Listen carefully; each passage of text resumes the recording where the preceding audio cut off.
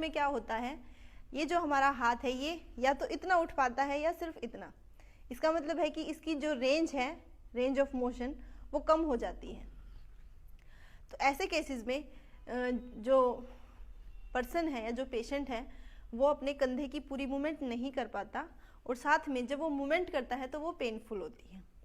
तो आज की इस वीडियो में हम 3 सबसे इजी और सबसे बेस्ट एक्सरसाइजेज देखेंगे जिससे आप फ्रोजन शोल्डर की इस रेंज को बढ़ा सकते हैं, यानी अपने कंधे की मूवमेंट को बढ़ा सकते हैं और अपने फ्रोजन शोल्डर से जल्दी छुटकारा पा सकते हैं। एक बात ध्यान में रखिए, जब आप ये एक्सरसाइज कर रहे हैं उस टाइम पे आपका जो फ्रोजन शोल्डर का 3 स्टेज होती हैं।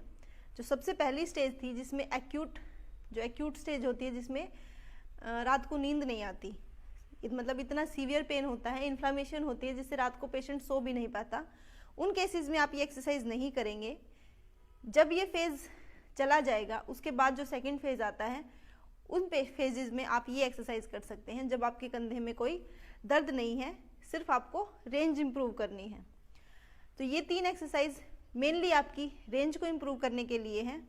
बस आपको ध्यान रखना है कि आपका कंधा पेनफुल ना हो। आप ये 3 एक्सरसाइज घर बैठे करके अपनी रेंज को इम्प्रूव कर सकते हैं और अपने फ्रोजन शोल्डर से जल्दी छुटकारा पा सकते हैं। तो सबसे पहली एक्सरसाइज हम करेंगे फ्लेक्शन रेंज को बढ़ाने के लिए। फ्लेक्शन का मतलब आगे करके हाथ सीधा ऊपर उठाना। अगर आप सीधा हाथ ऊपर नहीं उठा पा रहे हैं तो उन केसेस में ये एक्सरसाइज जो है वो सबसे ज़्यादा इफेक्टिव है। तो उसके लिए आप क्या करेंगे, एक छोटा टॉवल ले लेंगे।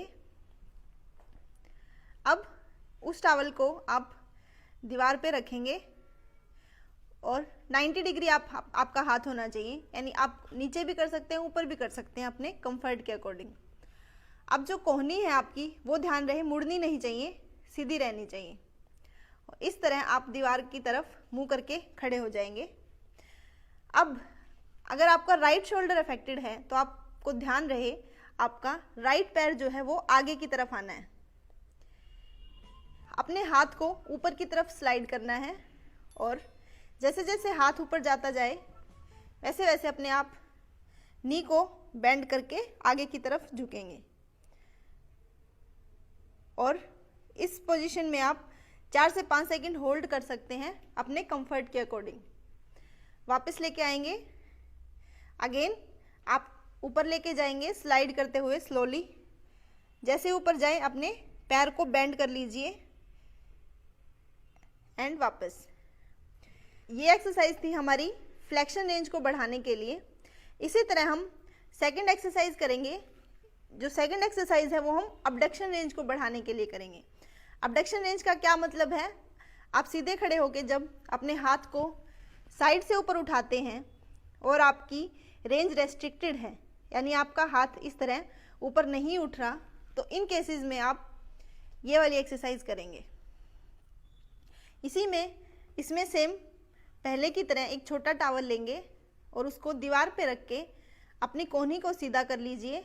और अगर राइट साइड अफेक्टेड है तो राइट साइड के पैर को आप बाहर की तरफ निकालेंगे।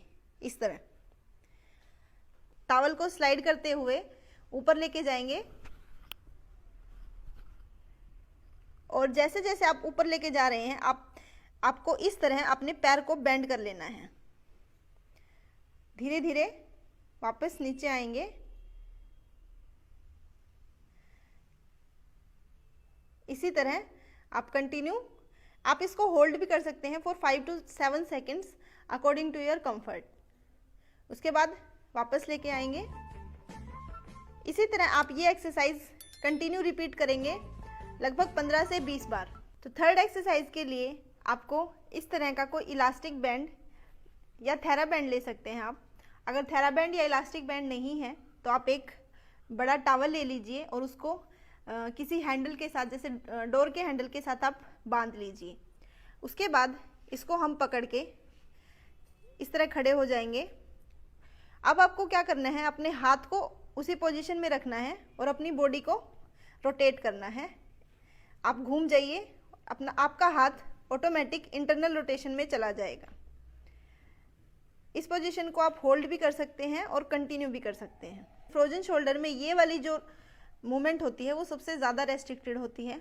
तो ये एक्सरसाइज इंटरनल रोटेशन को ठीक करने के लिए या इम्प्रूव करने के लिए सबसे ज़्यादा इफेक्टिव है। इसमें क्या हो रहा है, आपके हाथ पे जोर भी नहीं आ रहा, आप एक्टिवली मूवमेंट भी नहीं कर रहे, आप अपनी बॉडी वेट के साथ ये मूवमेंट कर रहे हैं। तो गाइज ये थी 3 एक्सरसाइज जो आपकी शोल्डर की रेंज को बढ़ाने के लिए बहुत ज़्यादा इफेक्टिव है। इसके अलावा शोल्डर की और भी एक्सरसाइजेज होती हैं वो हम अपनी अगली वीडियो में आपको बताएंगे, लेकिन ये 3 जो एक्सरसाइज हैं वो सबसे ज़्यादा इफेक्टिव हैं, इसीलिए मैंने आपको स्टार्टिंग में ये 3 एक्सरसाइज बताई हैं। बस आपको ये एक्सरसाइज करते टाइम वही एक बात ध्यान रखनी है कि आपको पेन ना हो। तो अगर